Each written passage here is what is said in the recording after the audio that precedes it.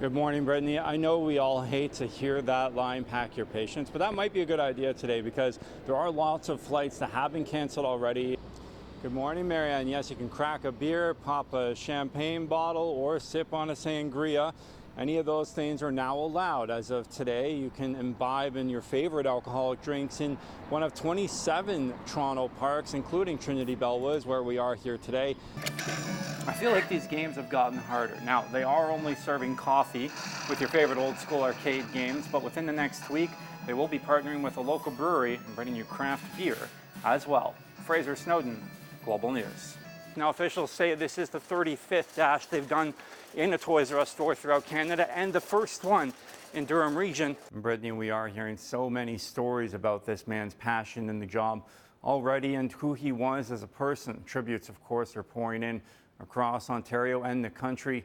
And police say they are still actually making funeral arrangements for the young officer, and we're hoping to know more about that in the coming days. We'll send it back to you. Shalima, it's still a very active scene here at Clark Boulevard and Airport Road. Police say at least 3 to 4 vehicles were involved in what's being called a hit-and-run crash, with one driver alleged to have fled the scene. Now here's the kicker. You are put on the spot and have to finally pick your favorite ribber. And one other thing, you can't sink your teeth into this meal. Thank you.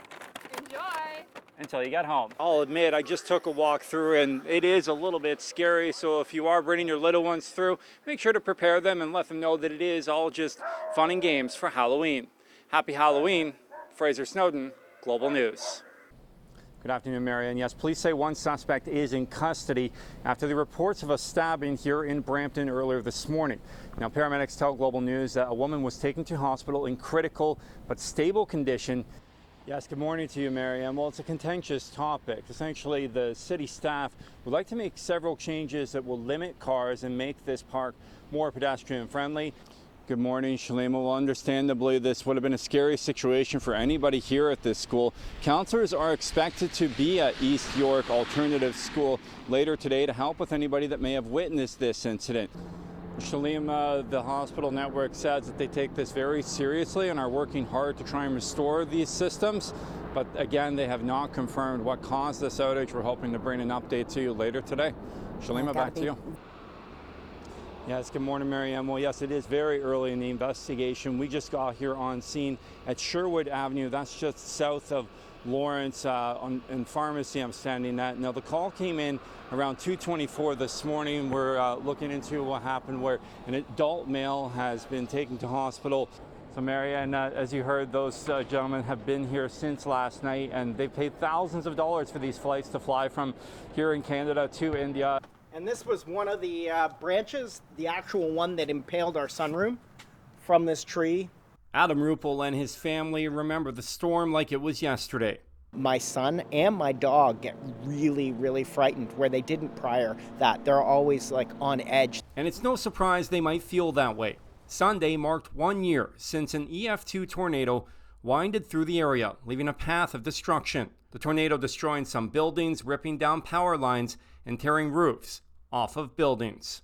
The whole street was just full of fallen trees. All of this row of utility poles was snapped off. Although it's been 1 year and a lot has been replaced and restored, one thing is evident, that the tree canopy will never be the same. Behind me here once stood hundreds of trees before the storm knocked them down. Tremendous damage. It will not ever be the same. It takes so long to grow a tree. Mayor Barton says possibly thousands of trees were destroyed, and it's been a lot of work to get where they are now. It's a sense of pride, really. It's so proud of our staff, of our community, how everyone came together to get us to this point. This is the bar. It's being rebuilt. It's almost ready to go. For some, it may have felt like an eternity to see progress. The owners of the Second Wedge Brewery had their roof torn off.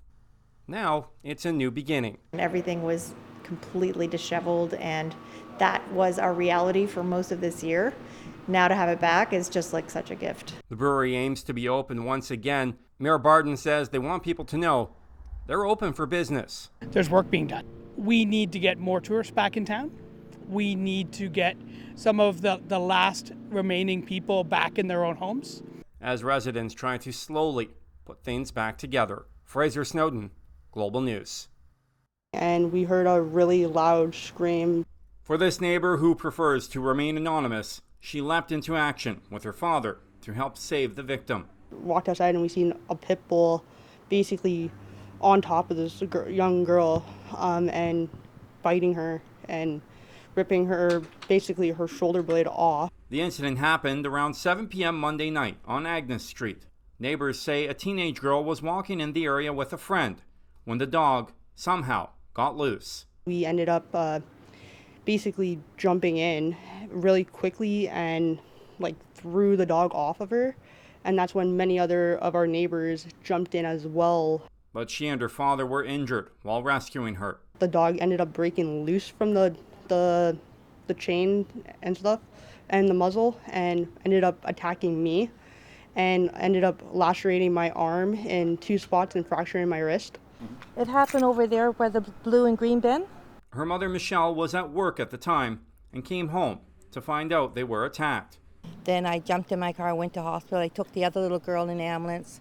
The little girl's in bad shape. My daughter's in very bad shape, but it was really a chaos yesterday when I got home. Eventually, bylaw officials and animal services were able to rein in the dog. Police say there's little information why it happened or what kind of dog it is. My understanding is the dog is from the neighborhood. Whether they were familiar with the dog, I don't know. The dog obviously did get loose if he was able to bite some individuals. How that's played out will be all part of the investigation. The dog is being held at Oshawa Animal Services as bylaw officials will now look into if the owner was responsible for the dog's actions.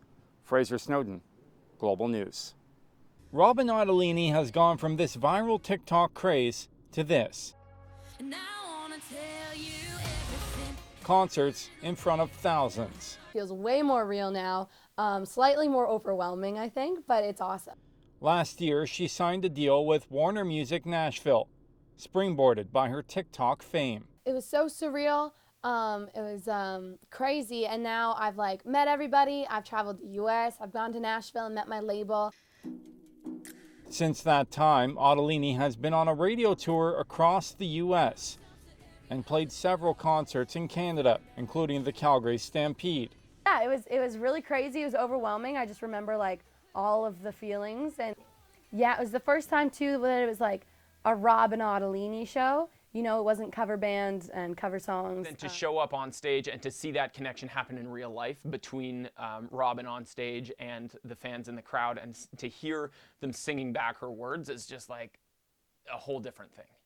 She played regularly at the Second Wedge in Uxbridge. Watching her rise to fame has been unbelievable for the owners.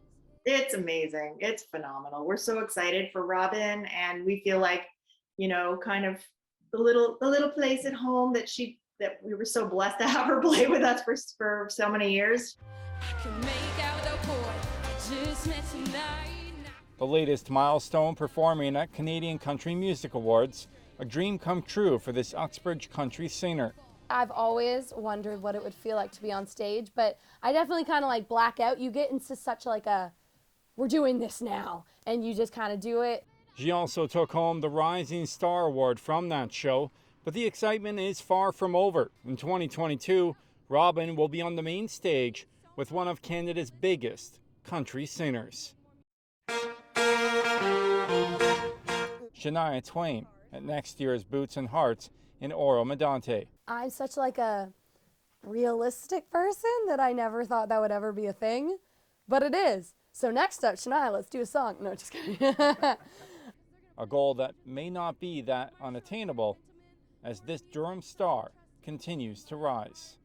Frazer Snowdon, Global News.